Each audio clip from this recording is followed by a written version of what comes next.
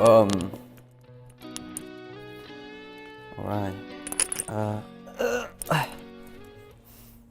What is up, people? This is the Mark talking to himself part. Yeah. Okay. I feel like I had my adolescence after debut, actually. The average time for most kids or teenagers who go through their adolescence is like when they're at their teenage time in their lives. But for me, I feel like it came after debut. Yeah, thinking about it now. The adolescence wave itself couldn't interfere with my practicing. That's how I kind of thought about it while looking back. Like, I had no time for the wave to come. That's how busy I was with practicing. Like, that's crazy thinking about it now. But I think that is the truth. Like, the song, it kind of has that rebellious vibe, as we all intended. We all have that in our hearts. I really, really think that we all do. No matter who you are, what age you're in, we still have it, and we all know that it's something that we should kind of control. But we as people are so bad at being controlled. But most importantly, as children and as kids, and you know, like when puberty hits, and you know, when like that adolescence wave comes in, that rebellious spark, like that gate opens up the most, and it's the most visible, it's the most, you know, I kind of had to relate to that emotion for the song particularly. I mean, I still have that rebellious surge, cause we all do. I kind of like enhanced it too to make it more dramatic, but it is all from like genuine thoughts and emotions, you know. Like there's a line where I go, I want to break my responsibilities, but that was something that I actually did feel, and that weight of responsibility, no matter what it is, really does feel like a lot of weight, and it prevents you from becoming very free sometimes, and that feeling was the inspiration for the whole song in general too, yeah. Well, I feel like to be free means for you to be entirely yourself and to not be concerned with what the world and the society has framed on you. Like everything's opinionated, everything's subjective, all of that gone, and you just being you. Like I think that's when you're at your most freest moment, yeah. I started, thinking back, I started writing when I was a trainee, yeah. I was first, like, interested in rap, yeah, I feel like that's the better word. That was the start, yeah. For example, how I always start, well, I think I should talk about the way we started off with Child first. We kind of brainstorm together, we feed off each other's ideas, and it's like a team brainstorming effect. For other cases, I guess, you start off with hearing the beat first. You imagine what you can talk about through the vibe in the song, and I think that's how your brain starts to navigate through what it wants to say and what your emotions want to say too, yeah. There are so many things that inspire, motivate me. I think it's endless, like the amount of topics I can write about, the amount of expressions, or there are so many possible things and subjects to express about. And so I think that's what the longevity in music works. You just keep going as long as you have the drive. I never worry about the limit to what I can say. Like, there are always stuff to say, so what's genuine is what matters, and as long as I can express it through my own way, I guess, is what matters the most, and I think that's what I care about the most. Very an off-the-record piece of information. The outro to this song and the scene where this outfit itself comes out was about to be erased. There were some suggestions and some feedback from, you know, the label. It'd be more fun for the listener to have the song end after the bridge without an outro concluding it. And so there was a debate eventually, I honestly wanted the outro in there because I had a time where I could talk with the music video director herself, and she told me how she had these ideas for the outro, and that was when I first heard about the outro becoming like the most explosive scene. And so with that all being in my head, I knew that the outro should be in the song. But when I heard other suggestions and other feedback, I was like, I did give it a listen, but I knew in my heart that that the outro had to be there. And so we had a lot of talks and a lot of meetings, and eventually the outro was saved, and I'm so glad it did. Yeah. The reason why the song came about was I wanted to write a song. I wanted to see myself fill up an entire song myself, and that's how I started with sessions. That's how I started reaching out to people for sessions.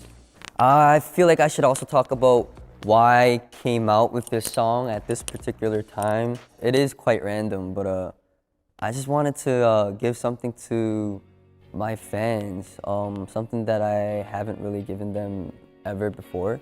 I guess it's the perfect thing for an idol or like a singer or a performer to give to their fans. I feel like that's like the most appropriate gift.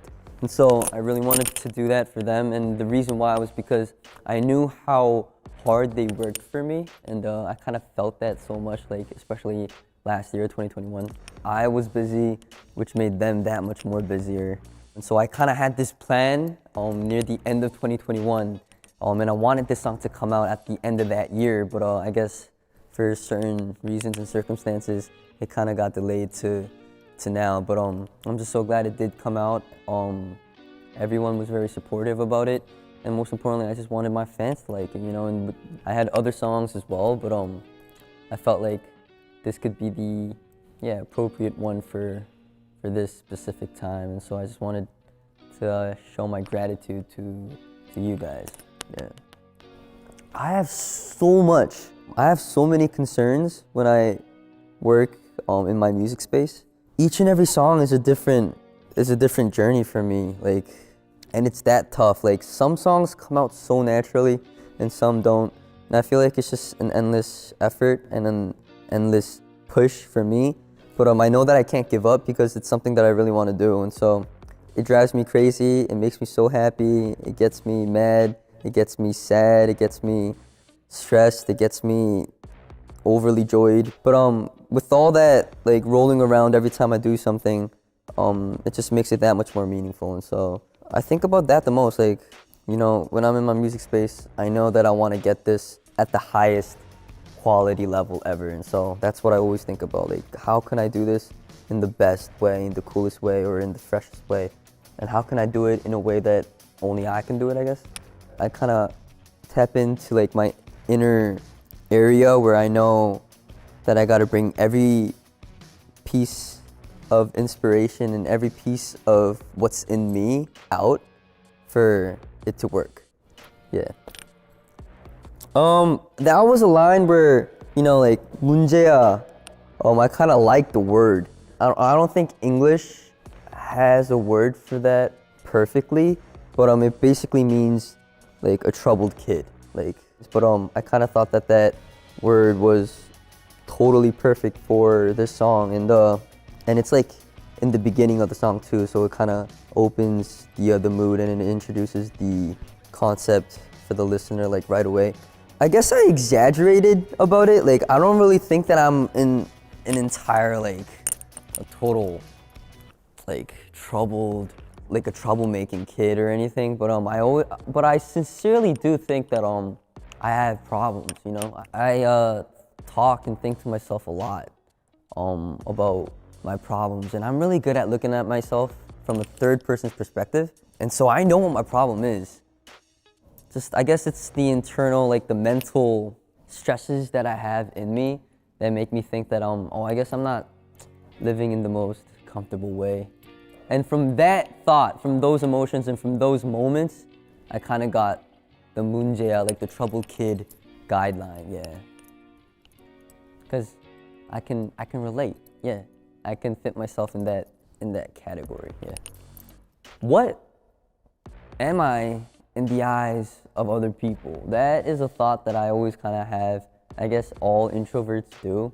What am I to the eyes of the people around me? Like, that's something that I can never get out of my head, whether it be in a good way or a bad way.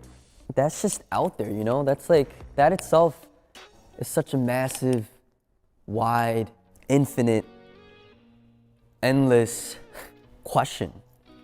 Because there are just that many people. And there are just that many thoughts that can, and judgments and opinions that can come at me. And so, in the end, it's just up to you. Like, it's up to how I am to myself first before I look at who I am to other people. Yeah, it's always something that I have in my head, yeah.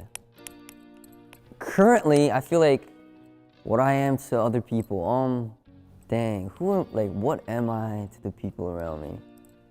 That's so hard to say out loud right now, like, I don't even know. To the people around me, I guess I'm a nice guy, but the important thing is, to me, I'm not a nice guy.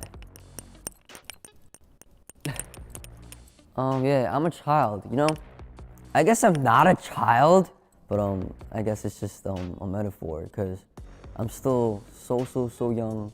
I'm still so uneducated, inexperienced, curious, who needs guidance, who needs discipline, you know, like all those attributes, I guess, all those requirements suit a child as well, which is something that anyone else can go through as well. And so I kind of wanted to say that I'm a child, I'm still a child.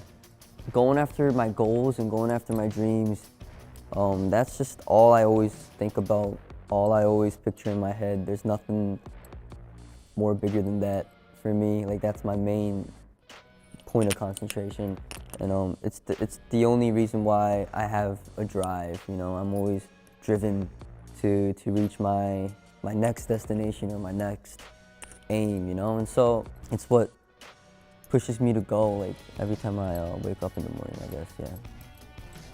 At the end of the chorus where it goes, it's a different day, it's a different night, the same nightmare. Like, each and every day, each and every night changes, but at the end we all are stuck, or at least I'm always stuck with the same problem, with the same nightmare. And so literally, I guess I don't really dream about nightmares. Yeah, I'm too busy just blacking out. But I guess nightmares can also be considered as, you know, just at night before going to sleep, like having those stresses and those negative thoughts bothering you when you're alone, just looking at the ceiling. I guess those can be nightmares as well. Like, they also count. Yeah, so it's just, you're stuck in your head, yo. You're stuck in your head. People are so lonely. People can be so lonely. And at the end, it's just them wanting help. At least that's how I kind of interpreted it.